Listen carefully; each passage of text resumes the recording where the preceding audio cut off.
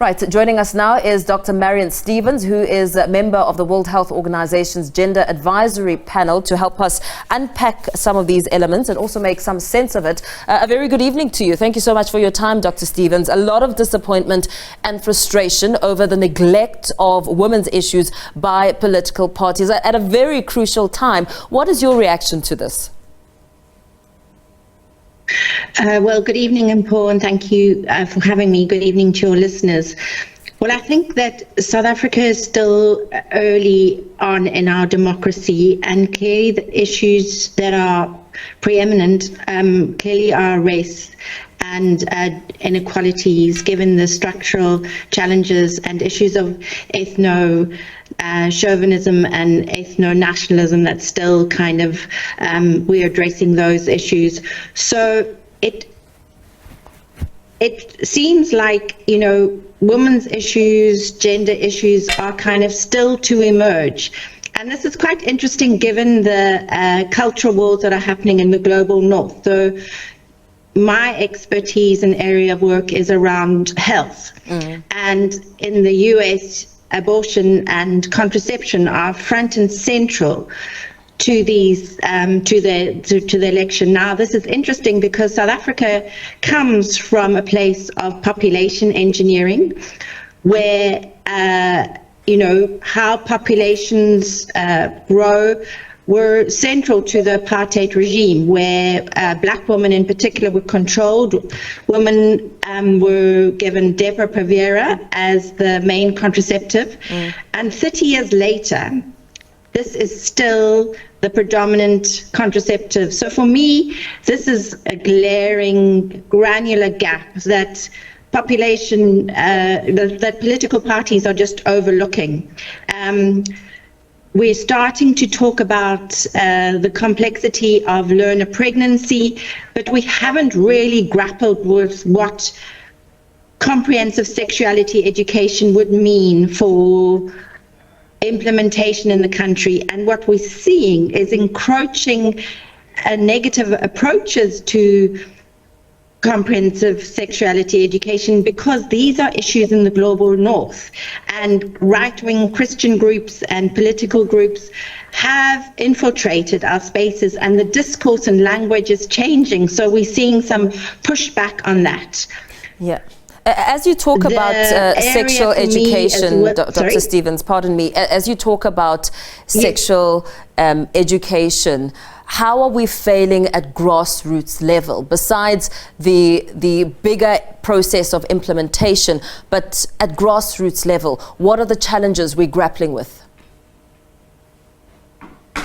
So if you look at comprehensive sexuality education, we need to be equipping our teachers to be able to have the confidence to talk about bodily autonomy, sexual health, issues of consent. And then we need to be enabling learners to be able to access health services when they are ready. And you know, we're already seeing an epidemic of adolescent teenage pregnancy. So we're not actually linking education with health. And, you know, we're given kids vaccines for HPV, for cervical cancer, but we're not seeing the same efforts in the provision of contraception options. And it's a very punitive approach to disease, danger, and damage around one's sexual health, as opposed to nurturing young bodies to be respected, to be able to learn how to say yes or no, to be able to know how to talk about your body's different names for body parts. So if one was to look at the grassroots and implementation at a rural district, these are issues that I would really focus on, is equipping teachers, equipping health providers, but then also looking at parents. What do parents need to know? And across the board, it's very difficult for parents to grapple with these issues and understand these issues. And I think there are approaches, there are lesson plans that the Department of Education has in place, but it's really about getting these implemented and about supporting them. And so often it's like, no, we cannot do this. We cannot implement this. We can't talk about sex to our children. But actually what you're talking about is about what is the name for this body part, who touches your body and who can't touch your body. Being able to teach your children to say no. You don't have to accept that this uncle is going to hug you, and you can actually talk to this person if something feels uncomfortable. So these are the granular kinds of areas which I think were really important to understand when you're talking about a concept of comprehensive sexuality education. We need to appreciate this and support it, as opposed to just saying, no, we can't do this, because this is actually what it means in reality for people on the ground. Do you think that there's a link to the norm, the usual rhetoric that the insufficient attention to women's issues that we hear from the various political parties, and the fact that most parties in South Africa are in fact led by men? So, gender representation is important, but it's not the be-all and end-all. I mean, you can get some really unfortunate women leaders who end up being quite appalling in their approaches to power and to equality. So I think that the content around equality and approaches to these issues is perhaps equally as important to looking at the numbers and representation. And I also want to bring up the area of, for example, queer health, LGBTI issues. You might have a party that might talk to these issues and might have them listed, but in reality they might be hosting homophobic people to come and speak in their gatherings. And so what does that really mean? And what role modeling are parties actually providing? And I think that's so important. You will find, there's some great examples of politicians who will unpack these and the issues of power and inequality and understand this, but equally others that absolutely ignore it, and it's really about palace politics and about power. Because it's all well and good to be aware that there's gender-based violence, for instance, there's femicide, but what will it take to ensure that there is a clear strategy in terms of how these issues will be addressed? Surely from that point onwards, I think we'll be able to gauge the commitment from the different political parties. So in terms of the epidemic of gender-based violence, we have a strategic plan.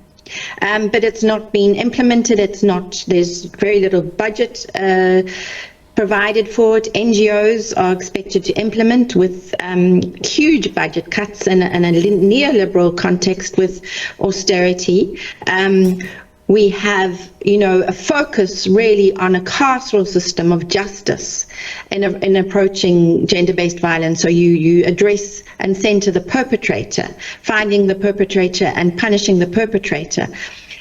As opposed to, I come within the health sector, what are we providing for people, for women that come in who have been assaulted, rape kits, the collection of forensic evidence, the training of providers, that is neglected completely.